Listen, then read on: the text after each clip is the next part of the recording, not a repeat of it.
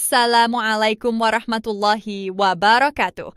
Bapak dan Ibu yang kami muliakan, kami hadir kembali dengan sebuah laporan penting yang menyangkut masa depan kesejahteraan para pensiunan di seluruh Indonesia. Ini bukan kabar biasa, ini adalah informasi strategis yang sedang dipersiapkan negara dan layak Bapak Ibu simak hingga tuntas. Dengan penyampaian yang tenang, terstruktur, dan insya Allah mudah dipahami, kami akan menguraikan seluruh gambaran kebijakan yang kini sedang berada di tahap akhir pengambilan keputusan. Alhamdulillah, pemerintah melalui Kementerian Keuangan telah menyampaikan laporan resmi kepada Presiden mengenai rencana penyesuaian gaji pensiunan tahun 2025, termasuk mekanisme pembayaran rapel yang selama ini menjadi perhatian utama para pensiunan ASN, TNI, dan POLRI. Laporan ini menjadi dasar penting bagi keputusan negara dalam memastikan bahwa para purna bakti tetap mendapatkan perlindungan ekonomi yang layak.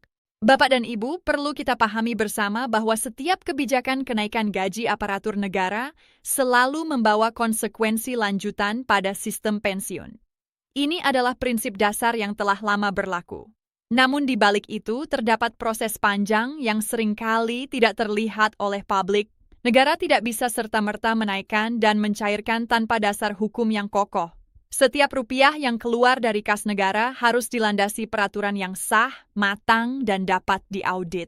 Inilah sebabnya mengapa proses rapel sering terasa lebih lama dibandingkan harapan masyarakat.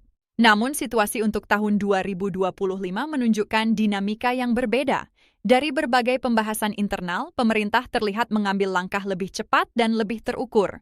Draft penyesuaian gaji pokok pensiunan telah dibahas lebih awal dan laporan ke Presiden tidak dilakukan di akhir proses, melainkan sejak tahap awal perumusan. Ini memberi sinyal bahwa negara ingin memastikan kebijakan ini tidak tertunda seperti yang pernah terjadi pada tahun-tahun sebelumnya. Selanjutnya mari kita lihat latar belakang mengapa pemerintah kini memberi perhatian besar pada percepatan kebijakan ini. Kondisi ekonomi nasional sedang diarahkan untuk memperkuat daya beli kelompok masyarakat yang paling rentan. Di antara kelompok tersebut, para pensiunan menempati posisi yang sangat penting. Mereka hidup dengan penghasilan tetap, sementara harga kebutuhan pokok, biaya kesehatan, dan kebutuhan keluarga terus bergerak naik. Negara memahami bahwa keterlambatan penyesuaian penghasilan bisa berdampak langsung pada kualitas hidup para pensiunan. Banyak cerita tentang kini realitas ini.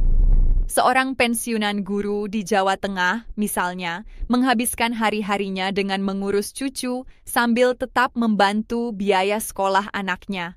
Baginya, tambahan penghasilan bukan untuk kemewahan, tetapi untuk memastikan dapur tetap menyala dan obat rutin tetap terbeli.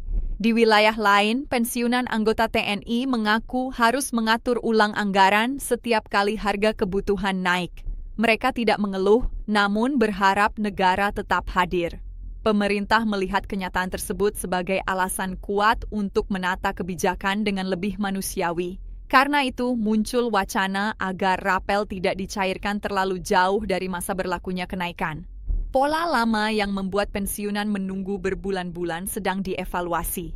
Negara ingin memastikan bahwa kebijakan ini berdampak nyata, bukan hanya tertulis di dokumen resmi.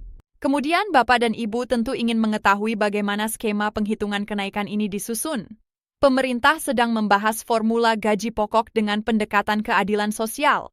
Meski persentase kenaikan bisa saja sama untuk semua golongan, dampak nominalnya akan berbeda. Pensiunan dengan gaji pokok rendah akan merasakan manfaat yang signifikan dalam kehidupan sehari-hari, sementara mereka yang memiliki gaji pokok lebih tinggi tetap memperoleh tambahan yang sepadan. Pendekatan ini dinilai lebih bijak oleh banyak pengamat kebijakan publik. Mereka menilai bahwa negara perlu hadir tidak hanya sebagai pemberi angka, tetapi sebagai penyeimbang kebutuhan sosial. Dalam banyak diskusi kebijakan, disebutkan bahwa kenaikan pensiun harus mampu menutup celah antara pendapatan tetap dan biaya hidup yang terus meningkat. Karena itu, penghitungan tidak lagi dilihat semata-mata dari sisi fiskal, tetapi juga dari sisi keberlanjutan sosial. Berikutnya, kita masuk pada mekanisme rapel itu sendiri. Pemerintah sedang mempertimbangkan beberapa opsi. Salah satunya adalah memisahkan antara kenaikan gaji bulanan dan pembayaran rapel.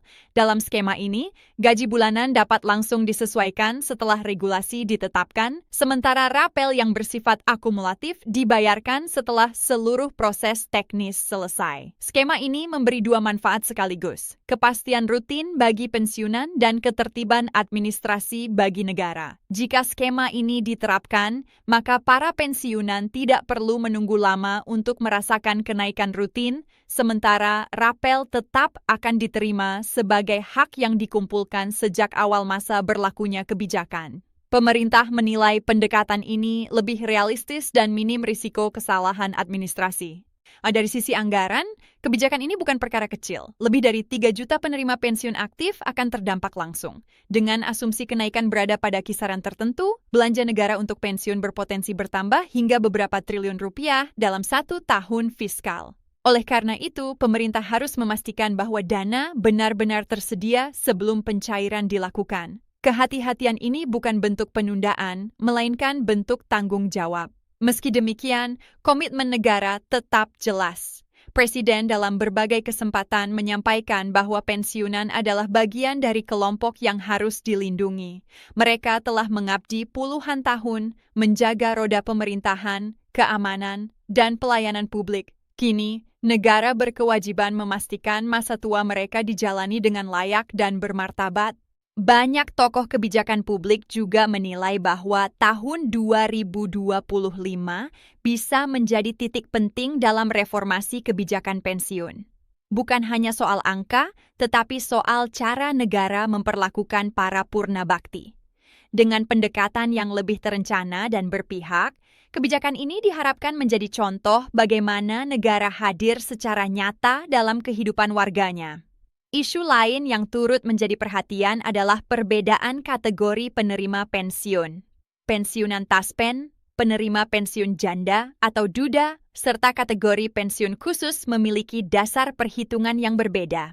Pemerintah tengah melakukan harmonisasi agar setiap kelompok mendapatkan penyesuaian secara proporsional. Proses ini memang memerlukan waktu, namun menjadi kunci agar tidak ada pihak yang merasa terabaikan. Jika kita melihat sinyal-sinyal yang muncul belakangan ini, arah kebijakan semakin jelas. Draft perhitungan telah disusun, simulasi dampak fiskal telah dilakukan, dan laporan resmi telah disampaikan kepada Presiden. Ini menandakan bahwa keputusan akhir sudah berada di tahap penentuan. Seluruh target administratif diarahkan untuk tuntas paling lambat tanggal 30 Desember sebagai batas akhir penyelesaian regulasi dan kesiapan teknis. Bapak dan Ibu yang kami hormati, kebijakan yang sedang disiapkan ini bukan sekadar kenaikan rutin. Ini adalah upaya negara menjaga stabilitas ekonomi melalui penguatan daya beli jutaan rumah tangga pensiunan. Ketika para pensiunan memiliki ruang napas yang lebih lega, roda ekonomi lokal ikut bergerak, warung hidup, pasar ramai, dan kehidupan sosial tetap terjaga. Akhirnya, kami mengajak Bapak dan Ibu untuk tetap tenang dan tidak terpengaruh oleh informasi yang belum jelas sumbernya. Dengan izin Allah, setiap proses yang dijalani dengan tertib akan menghasilkan keputusan yang membawa kebaikan. Negara tidak diam dan para pensiunan tidak dilupakan. Terima kasih atas perhatian Bapak dan Ibu yang setia mengikuti laporan ini. Semoga penjelasan ini memberi kejelasan dan harapan. Mari kita jalani masa penantian ini dengan sabar, penuh doa, dan keyakinan bahwa setiap pengabdian akan selalu dihargai. Jangan lupa untuk menyukai, membagikan, dan berlangganan, agar Bapak dan Ibu selalu mendapatkan pembaruan resmi berikutnya.